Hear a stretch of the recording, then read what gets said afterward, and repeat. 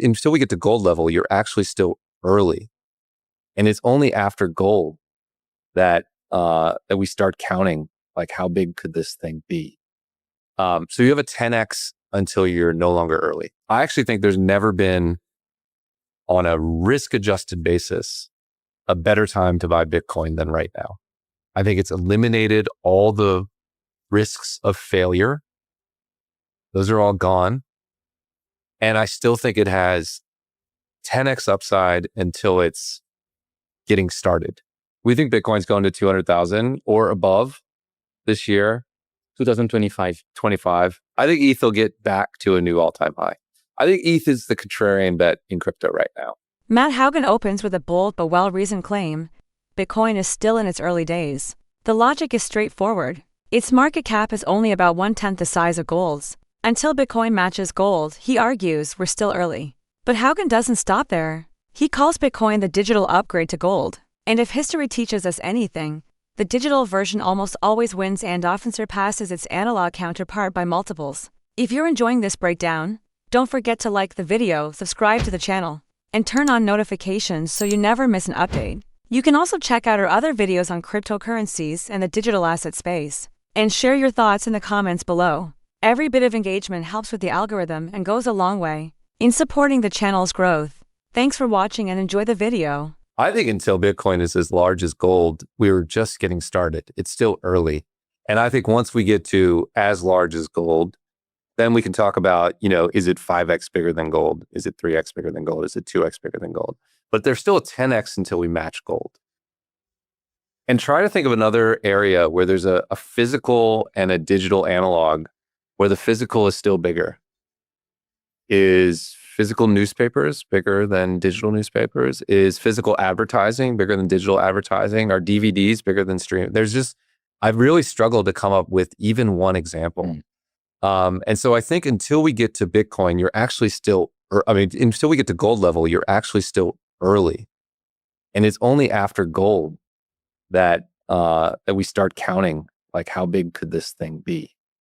So you have a 10x until you're no longer early, right? And then beyond that, the other angle is from an institutional perspective. The thing about institutional investors is their starting point is what's called a benchmark portfolio. And a benchmark portfolio means owning everything. So like an index of stocks, the S&P 500, you can think of that as the benchmark portfolio, right? That's where they start. And then if they want to overweight NVIDIA or underweight Ford or overweight Tesla, they can tweak around the edges, but they have to get to this starting point. Crypto is now part of the global capital markets, right? It's $3 trillion. Stocks are $100 trillion. Bonds are another 100 trillion or something. So it's a sliver. It's like 1%. But of those $200 trillion, they have no exposure to Bitcoin. They don't own it yet. So it's not like a little bit of money has to come into Bitcoin. I think institutions have to buy $1.5 trillion worth of Bitcoin until they get to level. Imagine what $1.5 trillion coming into Bitcoin does to the price. Like, who is going to sell? How much will it go up? I think it'll be really significant. People look at the Bitcoin ETFs last year, they did $37 billion. People put $37 billion in. The price went up substantially. So there's more buying than selling. I think you got to put $1 trillion into this just to get to level. And it's just too much money. It has to come in. So I think the people who are worried that I actually think there's never been, on a risk-adjusted basis, a better time to buy Bitcoin than right now.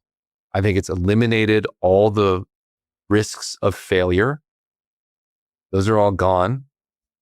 And I still think it has 10x upside until it's getting started, until it's no longer early.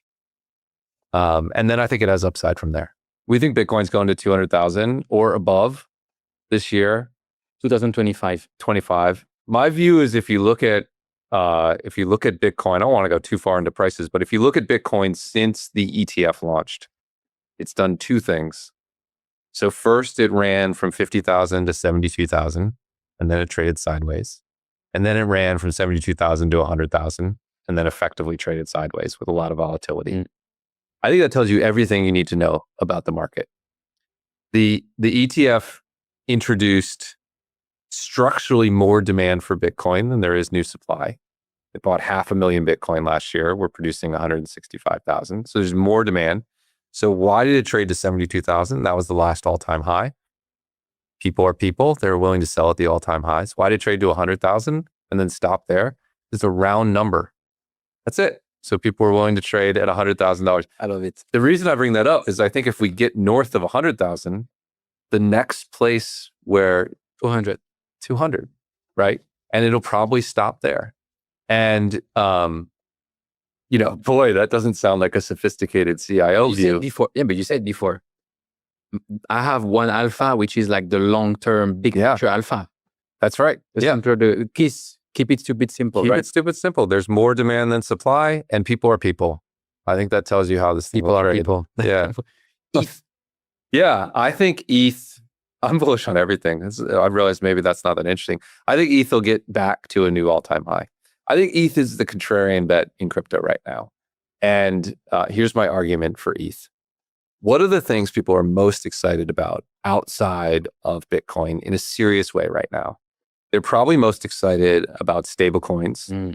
They're most excited about tokenization, and they're most excited about agentic AI, right? We just talked about those things. Where are those three things happening? It's all happening on ETH, right? ETH is the largest platform for stablecoins. It's got the highest share of tokenization, like an 80% market share. And most of the agentic AI stuff is on ETH or Base or whatever. I don't know. Like, I know Solana has been the cool kid because it's been the center of meme coins and the technology is very exciting. But if you look at the things people are bullish on, they're based on ETH. And so I'm pretty bullish about ETH. So I think it gets back to new all-time highs. I think Solana also does well. And maybe people ask, well, how can ETH do well and Solana do well? It's because I think we're going to 100x the number of people interacting with these blockchains. And they have different value props, Solana and ETH. One is more institutional, one is more retail. And so I think they're both going to do fine. So I think Solana will do quite well as well. What does that mean in terms of price for Solana? 400, 450, maybe more. Not 10x. That's the challenge for people. But 2x is great. 3x is amazing, right? That's those are, in traditional finance, those are life-changing returns. And in crypto, they can be really significant as well. Hougan also takes aim at the media's obsession with distractions, despite Bitcoin, Ethereum, and Solana making up nearly 90% of the entire crypto market cap. Most headlines still focus on meme coins or scandals. That kind of skewed coverage blinds newcomers to the real opportunities in the space. He also reminds investors that if you've been in crypto through the tough regulatory years, the long stretch, from 2018 to 2022, you've already endured the hardest part, the uncertainty, the suppression, the doubt. Those challenges are mostly in the rearview mirror now. Like, what is HODL? HODL is buy and hold, right? If you put it in a pinstripe suit and put a top hat on it, same thing as buy and hold. Same thing you read in those books. You just make fun of it here in crypto. What is buy the fucking dip? It's dollar cost average, right? We just use a different word for it. I think with a few small exceptions where I can't think of a direct tie, almost everything that is true about traditional investing is true in crypto. So costs matter. Long-term buy and hold will outperform most asset picking. Dollar cost averaging is a good idea. You should buy low and sell when it's high to keep in your tolerance. There are a few areas where I think there are differences. Crypto is a less efficient market. So I think there is arbitrage opportunities that exist in crypto that are real, that don't exist in the traditional world at the scale they do in crypto. I think staking is a fairly unique thing in crypto for which there's no sort of direct analogy in traditional investing.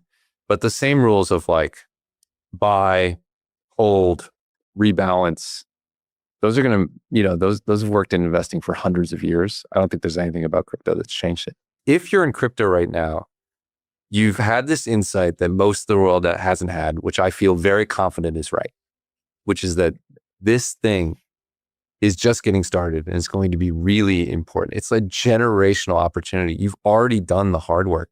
Don't then, shoot yourself in the foot. Bitcoin goes up and everything goes up more. Is that crypto was driven mostly by speculation, right? The hope that it will be better in the future than it is today. And I think where we're at right now is it's starting to be driven more by fundamentals. So like if Bitcoin goes up because governments adopt it, what should that mean for ETH? Not much, right? ETH is going to have to win on its own terms. Solana is going to have to win on its own terms. Uni is going to have to win on its particular terms.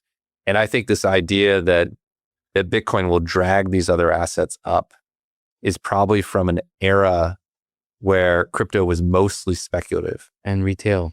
Yeah. And I think we're moving into an era where it's more utility and more institutional. And so you're going to see these assets have very different returns. It's going to look more like the stock market. Does NVIDIA going up help Ford? No, right? They're basically irrelevant to each other. And I think we'll get to the point in 5 or 10 years where Bitcoin and Solana are basically not quite irrelevant because they're both within this crypto ecosystem, but they have a loose affiliation from their returns. The market is mostly Bitcoin and then some ETH and some Solana and then a handful of very small assets. But the media attention and weight that is paid to meme coins or to these scams is like almost equivalent, right? Which is an incredible fact. Because again, the market is 70% Bitcoin. And it's 90%, Bitcoin, ETH, Solana, BNB. But is the media attention that? No, absolutely. It's mostly on this negative stuff. Unless you lived in crypto the last 4 years, you didn't know how challenging it was and how repressed the industry was from the regulatory overhang. And as a result, I think people don't understand how good it is now and how significant forward will be in crypto. So my general prediction is just it's going to be an amazing year in crypto. I know it's noisy. I know it's good news and bad news, but I think there's just a tidal wave in positive change. Matt Hougan's message is clear. This isn't the end of crypto story. It's the opening chapter of a global financial transformation. Bitcoin is still early. Ethereum is driving real-world utility. Solana is carving out its niche. And institutional capital is only just starting to flow in. If you're here now, you're ahead of the curve. But don't confuse volatility with failure. This is how revolutions unfold. With tension, with skepticism, and eventually with clarity, a generational wealth shift is happening right before our eyes. Thanks for watching. If you found this valuable, the next video is even better. Click it now and let's keep going.